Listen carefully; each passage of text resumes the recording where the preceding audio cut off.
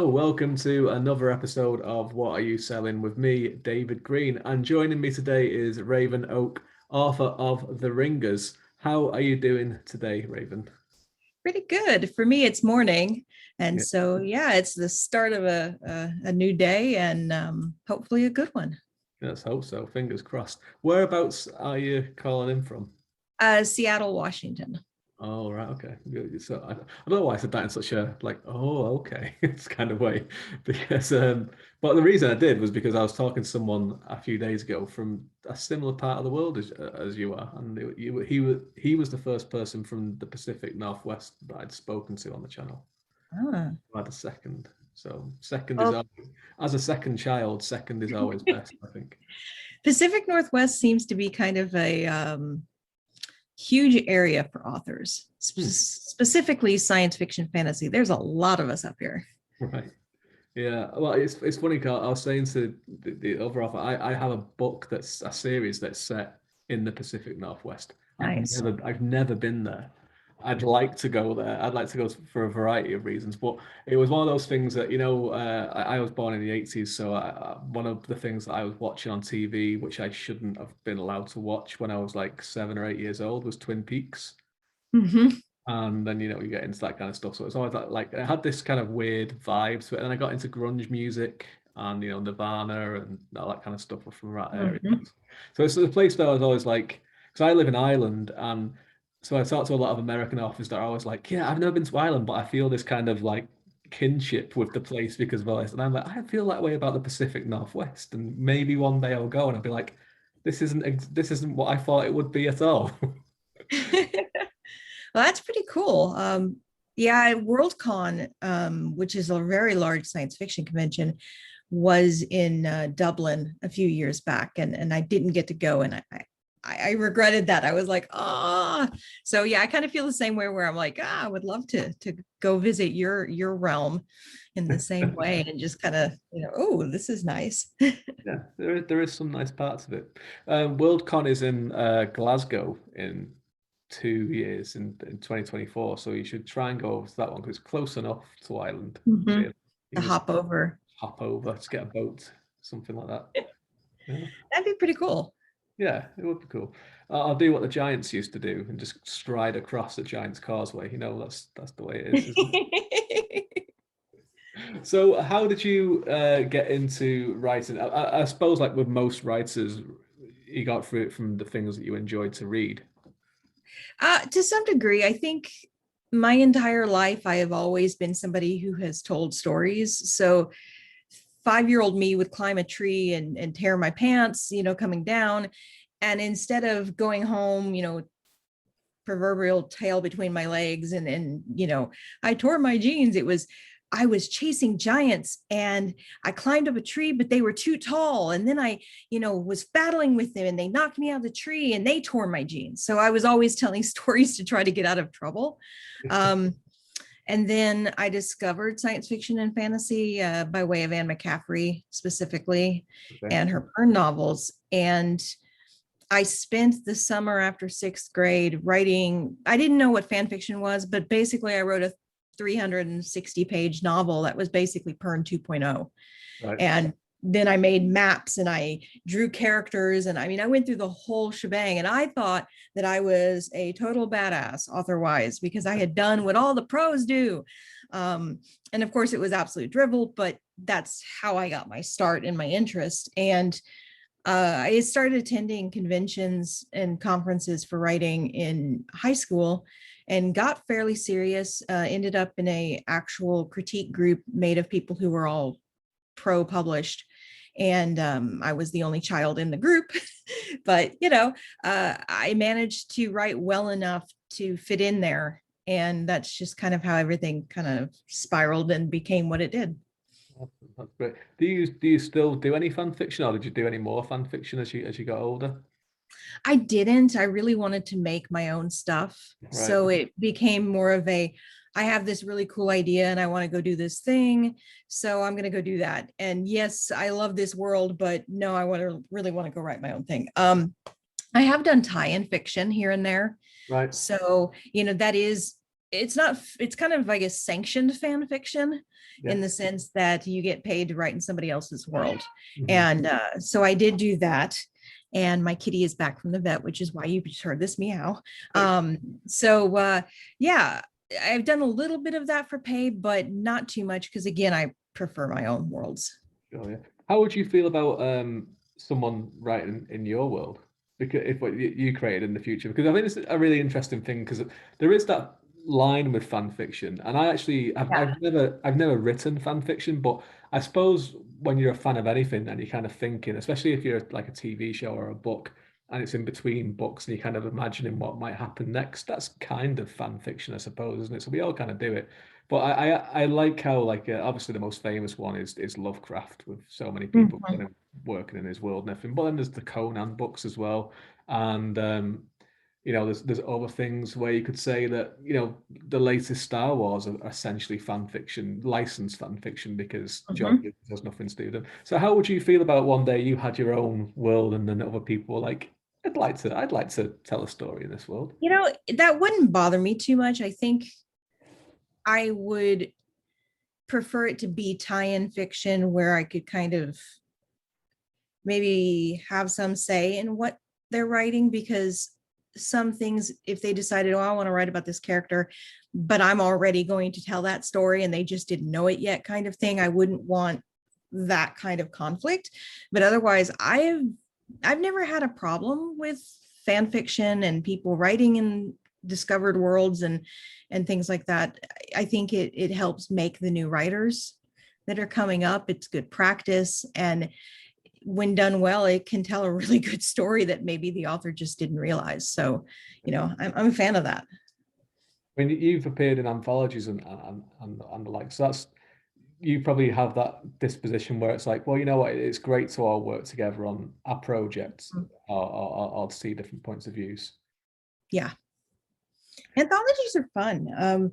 You know, some of them are a little more closely delineated in what somebody's going to write, but then some of them it's just a thematic Yeah, ideas. You get something like, okay, we're going to write about, you know, weird police procedural stuff, and everybody's writing this, and you get all these different ideas in one book that fit together and yet don't in a really unique way. And I love that. I love seeing what other people did with a prompt idea.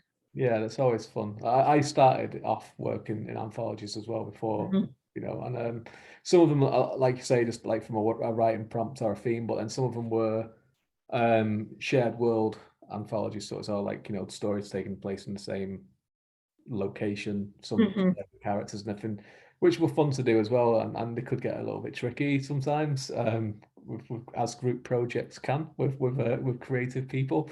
You know, some people are better at taking feedback than other people are as well, and you know the likes of. But they're always interesting to do and fun to do. So Dragon Rise of Pern was a big influence for you. What other things would you point at as an influence? I really loved Melanie Ron's son. Yeah, it is the Sunrunner series. Okay, yeah. I really loved that series. It started with Dragon Prince. It was epic fantasy at the time that was being written by women, which during the 80s and 90s was rare. Yes. I really was influenced by Anne Bishop's Dark Jewels books when they came out. Neil Gaiman has always been an influence, as well as Connie Willis, specifically Connie Willis's time traveling books in terms of her people that are part of a college and time travel and are supposed to be observers rather than people who are changing time. Yeah. But, you know, just things like that, you know, good writing that it's not just that it is a good idea, but also is written well. There's a poeticness to how both Connie and Neil write that I envy. And it's like, I want to be you when I grow up. So, you know, things like that just caught my eye and really changed how I view characters and how I view setting. You know, don't spend 3 pages describing a table leg. Instead, describe something that's actually interesting and weave it into the plot line so that it's not this info dump and all those lessons you learn by reading well. Mhm. Yeah, exactly. So what kind of, how would you describe your writing? What kind of genre or subgenres do you dabble in? I definitely write a lot of space opera, sci-fi, a lot of epic fantasy, dark fantasy, and things that kind of go into multi-genre as far as like gothic fantasy or things that are fantasy sci-fi mixed with mystery. Yes. I get a lot of people who tell me that my works kind of border on historical fiction and mystery mixed in with spec fic. I dabble in horror from time to time, which The Ringers, that is one of my more recent releases. It's a gothic fantasy, but it can find its home in horror as well. Sure. So, I kind of do dabble in some of that.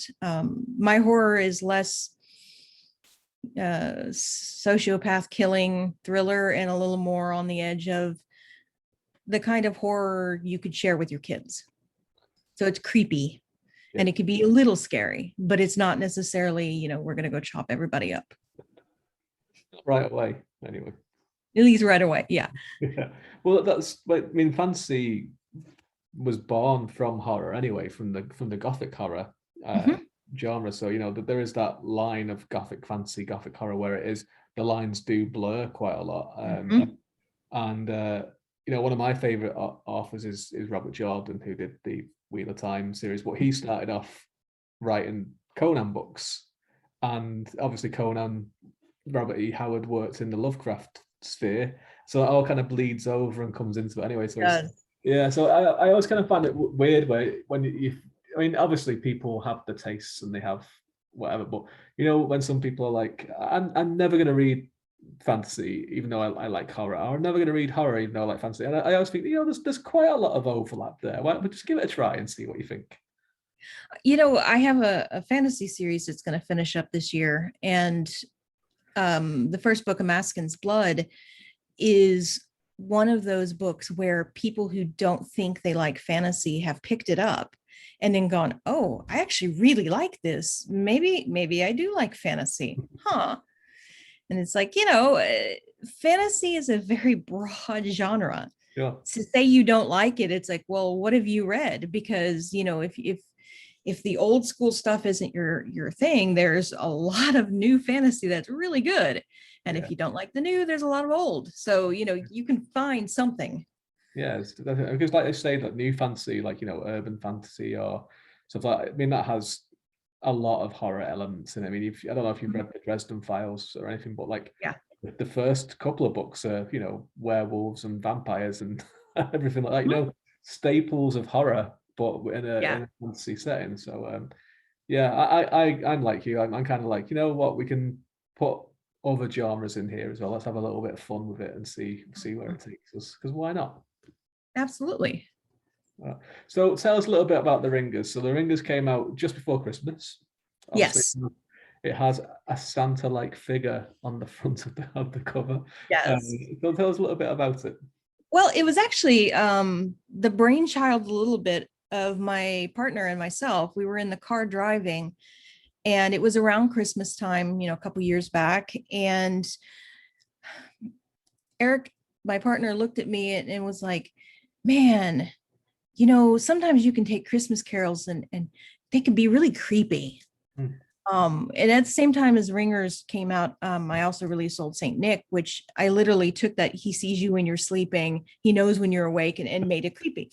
But Yeah, the Ringers came about the same way because, he was like, what if the bells actually like summoned something? right.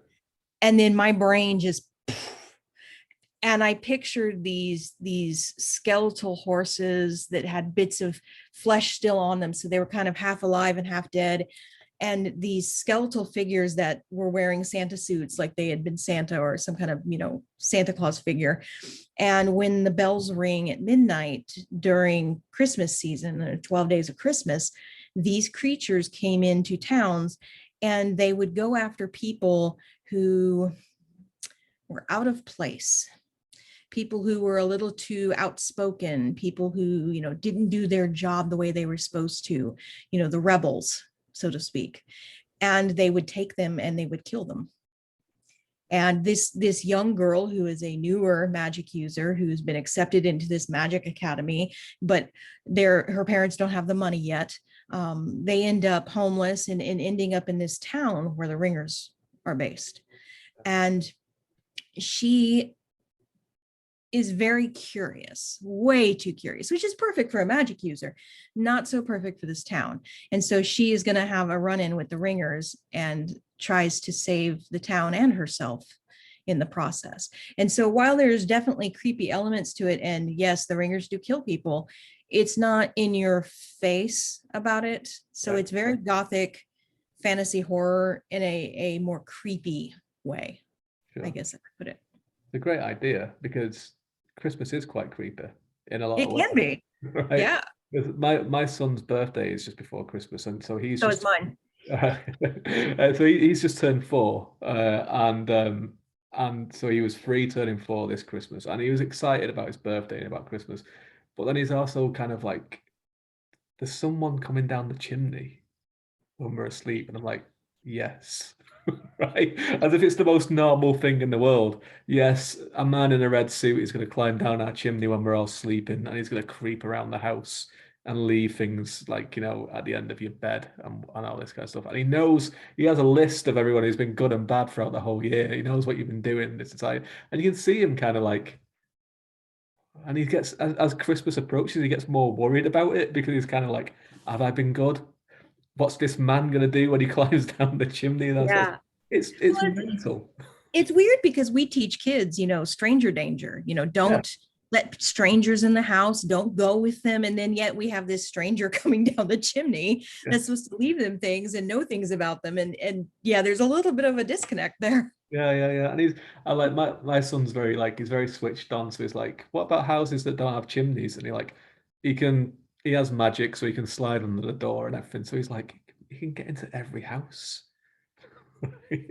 And so, what are we telling these children? So it's a great idea to kind of add that creepiness Mhm. not even add it, take that to expose the inherent creepiness of Christmas is a great idea. Yeah. What else do you have coming up? You mentioned before you have a series that you're working on. So Yeah. what's coming up So for you?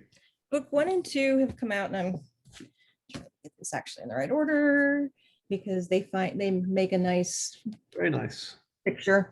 Yeah. A Maskin's Blood is the first one. And I tell people, think of the word Alaskan, like you're from Alaska, and just replace it with an M, a Maskin. Excellent. And so this is a trilogy that has book 3 coming out this year, as well as a standalone book and a few other little bits. And in this world, Amaskins are, I tell people, think of half monk, half assassin. They're a very holy sect that worships justice. And the idea is that in the little dozen kingdoms, you have all these kings and royalty and various people who make these decisions for everybody below them. But the people at the bottom don't always get the justice they deserve. And so, yes, there was a part of my brain that was thinking of shows like Leverage and things like that, where, people are seeking out the justice they deserve and don't always have the money to get it. And so I wanted some kind of person who could do that. And the main character, Adelaide, that's what she does. Her job is that people come before the order. They say, hey, this person, murdered my sister and he's a duke and I can't go after him because he's a duke. Can you help me? And then they go, well, that's a crime and that's a horrible moral offense and a religious one. So we're going to go take care of it. And then they do. Excellent. And she's sent into the hands of her worst enemy, which happens to be her birth father. And she's sent there to try to protect her twin sister. And she wants nothing to do with this. As far as she's concerned, she was sold and the order bought her. And now she is okay being in the order. But, why would you want to be a part of any family that sold you? And so there's a lot of family drama of trying to figure out who you are and whether or not your birth family or your chosen family is more important. And some of that came from my own experiences, because at the time I was writing it, I got into contact with my mother, my birth mother, for the first time. And I was going through a lot of that, chosen family versus blood and the chaos of that. Sure. And the feelings that I was feeling at the time, I needed somewhere for them to go. And I didn't even realize I was doing it until after, but they kind of filtered into Adelaide as she was going through similar processes and trying to figure out where she fits in the world. Brilliant. Nice. It's a great theme to have in a book. It's a theme that I enjoy as well. Reading about and writing about. So it's obviously it has a very personal Mm. link to you as well, which is fantastic to get it into the work. So you're aiming to get the third book and the standalone out this year. Mm-hmm. That Excellent. is the goal. The both of them are about 3/4 written. They still need some finishing and revising, but they're due to my editors later. And depending on, I guess, how the printing world is doing in the COVID times, will determine whether it's a summer or a fall release. Yeah, yeah, sure. But that's kind of the game plan for both of those. Excellent. Excellent. Well, best of luck with them. 3/4 written is always the trickiest part of any book. It's kind of like the end is in sight, but also the end is in sight. I need to finish Yes. it. Especially when it's a third book and you're finishing a trilogy, because then it's all the big things have to come in too. So it's Yeah, not just the closing of a book, but also a closing of the series. exactly. Yeah. Well, good luck. Best of luck with that. And you have to come back on and tell us how it all goes towards the end of the year and see how you went on that and then what you plan. Absolutely. That's always the thing, isn't it? We finish one thing and then we're on to the next one. Mm-hmm. There's no stopping. There's no stopping at all. Where can people that are watching on YouTube or listening to us on Spotify and Anchor FM or whatever else you're listening to? I don't know. There are more things. I think there's Apple Music and some other stuff. I don't know. I'm a Luddite. Where can people find you on the internet? Well, I'm at ravenoak.net. I wish I were at .com, but somebody in China bought it and wants to sell it to me for 10 million US dollars. And no, that's not Wow. happening. That's So ravenoak.net. All my social media links and everything are at the bottom of the page, but I'm on Facebook, Twitter, Instagram, Goodreads, BookBub, Amazon, you name it, I'm there. And my books are available worldwide at bookstores anywhere. So yes, you can go to the Zon and get my books, but you could also go to Barnes and Noble or I forgot the big one in London, but there's bookstores everywhere. And if they don't have it, they can order it very easily. So basically wherever you shop for books, you can find me. Waterstones. Is that the one? The London one, Waterstones. Yes, Waterstones. Thank you. I was like, I knew it was a W and I was sitting there going, it's early and I'm trying to brain. It's a good job I'm from that part of the world because I'm like, I know the answer to this. Yes, yes. Excellent. Thank you so much for coming on and talking with me today. It's been a pleasure Problem. talking to you. And for everyone who has watched till the end, thank you very much. And until next time, goodbye.